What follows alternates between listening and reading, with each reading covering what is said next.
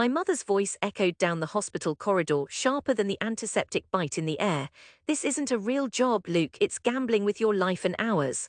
Her hands clenched the edge of her wedding ring, swirling it around and around her finger as if she could spin the past back, make me 7 again and eager for her approval. But I wasn't, not anymore. I stared past her at the row of pale blue doors, felt anger knotted just below my ribs. My father stood behind her, gaze lowering anytime I looked up, as if reading disappointment carved into the cheap tile floor. My cousin Claire nudged her partner, not trying to hide her smirk. Papa tried, gently as always. "Perhaps when you are older, Luke," he said, voice husky, "you'll see, responsibility is." I interrupted him then, surprised at my calm. "If you want me to stay, to be a son who only does what he's told, then I can't. I have to at least try, even if you think I'm a fool." Mammon stepped in, her anger icy and clean. "A fool, yes. You dig ditches with dreams, not money. Do you have any idea what it costs to be reckless in Paris?" My chest squeezed and I almost wanted to laugh. We were standing outside Delphine's room. She was my little sister, breath struggling in broken pieces beyond that door, her body curling around a tumor medicine couldn't scare away. I'd skipped my last meeting for her. In the family's eyes, my presence barely counted, just a brother drifting through forever with his ridiculous ideas, never with answers. "You want to build something with computers?" Claire scoffed, brown eyes flat. "That's what everyone says now, and who actually does it? You might as well be designing an invisible car. Get serious, Luke."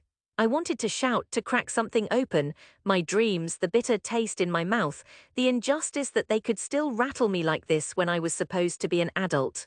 I didn't. Instead, I made my voice a quiet line. "If I don't go after this, I'll regret it every day. I'm sorry." Mammon made a disgusted sound, turning away. The click of her shoes retreated, a verdict in each step. Claire rolled her eyes, stepped in close enough to whisper, "You'll come back when you fail, and we'll help you pick up the pieces as usual." Then the door swung open, and I caught the tangle of tubes and Delphine's one smile, exhaustion woven into the edges. She lifted her hand weakly. "Go, Luke, don't let them make you small." And so I went. When you leave home on terms like that, Paris stretches out cold and cavernous. The city is a mosaic of glittering possibility and heartbreak. You notice cracked stones, the way old buildings lean together in neighborhoods that never really sleep. I walked everywhere, notebook in hand, couchsurfing through friends from university, then strangers. Every night code poured out of me in narrow studios or on battered laptops at midnight cafes. I was building something I saw in brief splashes on the internet, a tool to stitch sense into the chaos of small, bustling businesses. My SaaS would turn spreadsheets and sticky notes into real, living dashboards that never crashed. Trivial, people said, the city was filled with apps like mine, only I knew these people running shops. The bakers on Rue Mouffetard, the tailors on Rue de Turenne. I watched their frustration as they lost records, dropped orders, choked on paperwork. My program might only be one more fish in the Seine, but I pictured its sinews wrapping the city, invisible, humming with order. The early months weren't drama but survival. My thin savings dissolved over cafe creams and metro rides to pitch meetups. Sometimes it rained so hard I arrived soaked at investor offices, shoes squelching shame. Days blurred, cold emails unanswered, meetings that left me doubting everything, rejections as polite and final as a closing metro gate. I watched other founders glide by in luxury sneakers, startups making headlines for apps that shared nothing with the people I tried to help. I grew more angular, missed home-cooked meals, nights alone left raw by the memory of Mammon's derision. Even so, every time a bouquet shop owner messaged me with thanks, "It finally works, Luke." I don't wake up worried anymore, something inside calcified, anger into resolve, serenity like steel. One night under Pont des Arts, battered by news that yet another potential seed investor had dropped out, I rested on the stone, raw palms against the cold. The distant party laughter drifting from a boat seemed cosmically unfair. I nearly deleted my project folder, but I remembered Delphine's eyes, all her impossible hopes, and I told myself the city wouldn't get the last word. The breakthrough came blind and awkward as always. One of my early adopters raved about my product at a conference, a VC reached out, and suddenly the impossible ball began to roll. Details blurred. I remember rooms with polished tables, conversations that felt more like interrogation than belief. For months, every signature on a check felt like someone daring me to fail them. It wasn't the sudden sweep of a movie. My first real paycheck was enough for groceries, the second enough to repay a friend who'd covered my rent. One evening, eating a grocery store baguette by the Seine, I realized my startup could actually breathe on its own.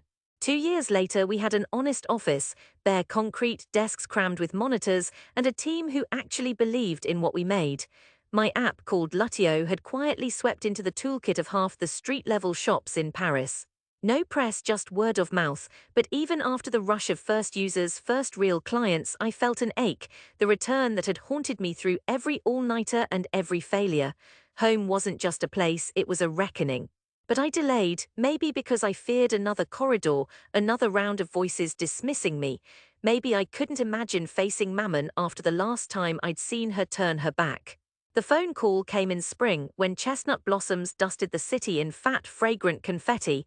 Delphine's remission was real, not a ghost. She invited me for dinner, her voice steadier than it had been in years. On the train to Bourg-la-Reine, the suburbs dissolved into memory. Sidewalks shimmered with the sound of children. I rehearsed explanations, proof, funny stories that didn't sting. I worried the family would sense nerves I'd buried with every investor call and product launch. Delphine met me first on the walk, hair now a cloud of soft brown, grin quick and whole. She hugged me hard. "Don't flinch tonight." I told them, "You've changed the city, even if no one else is proud, I am." Their flat was fragrant with roast chicken and thyme, windows spilling gold. Mammon hovered at the kitchen threshold as I stepped inside, arms crossed, evaluating. Papa busied himself with wine glasses, a smile just thin enough for hope to break through. Claire was already telling a story, how hard it was to get childcare, how nothing fixed her accounts in her consulting gig. When I entered the dining room, she arched an eyebrow. "Luke, the prodigal returns." I sat feeling my pulse stamp against the ribs. No one mentioned entrepreneurship. The table was safe territory. Old family jokes, bits of politics, Papa's traffic complaints. It was all too normal, too narrow. I watched Mammon pass me the bread, her lips drawn. I'd grown older and she was smaller than I remembered, lines around her mouth, a fatigue that seemed deeper than annoyance. Halfway through dinner, the argument Claire had been saving finally appeared. "Ma'am, Luke must be busy with his computers. Imagine, he made his own little program and now what, you're a real boss." Her tone was light but held an edge. Mammon's stare flickered. "It is good he makes his own money now. These days, everyone is talking startup, but few succeed." Delphine gave me the smallest nod. This was the moment, the one that had played out countless times in my head. Not a fight, but a reveal. I pulled my phone from my pocket, opening up Lutio. "Can I show you something?" Claire snorted. "A game?" "No," I said, barely raising my voice. "Just something I've worked on." I opened the live dashboard, spun my laptop so everyone could see. The map of Paris glowed in blues and golds, shop icons sparkling all over. I zoomed into Bourg-la-Reine. "See the bakery on Rue de la Liberté, the florist on the corner, the bistro, look here." Each touch pulled up live, real-time sales data, the places they'd gotten coffee, the shop where Delphine had bought her new dress. Everyone ran on software I'd built, reports flowing in, orders managed, schedules settled by invisible hands. Claire's jaw slackened. "Wait, that bakery uses this. We order there every Sunday." I nodded. Over half the small businesses in Paris, from St. Paul to Montmartre, I started with 5 users. Now thousands, and not just here, Lyon, Marseille. Papa leaned in, tapping the screen, wonder mixing with pride. "You did all that, son." Mammon watched in careful silence, but her hands shook on the edge of the tablecloth. I showed them photos, my team crowded together in the new office, emails from business owners, testimonials in French, Arabic, Vietnamese, Prussian dialects. The magnitude swelled in the small room. "People like me," I began, "we don't end up on magazine covers, but for them this changed everything. And you all thought," I stopped. I didn't need to finish. The old sting was still there, but now it was softer, replaced by something golden and vast. Papa sat back, a smile unfurling. "Luke, we would be proud if only we had known." I met Mammon's eyes. For a moment she looked away, then she stood, came around the table. She pressed her hand onto my shoulder. "Sometimes, son, a mother thinks only of fear. I thought I could not bear to see you broken." "I am sorry," her eyes shimmered, not with anger but with acceptance now, "but you did it." Silence fell for a breath, a peace so new I barely recognized it. Delphine giggled, clapping her hands. Claire shook her head, whistling low. "I suppose a computer boy can save the world after all. Will you make something for me next?" Laughter caught in my throat, but this time it was not scorn, it was home finding its place again. Evenings after that, I stayed long after dinner, old walls echoing with stories, gentle teasing, plans made not from resentment but curiosity. Sometimes Mammon caught me at the window, looking out at the orange lamps across the avenue, and reached for my hand.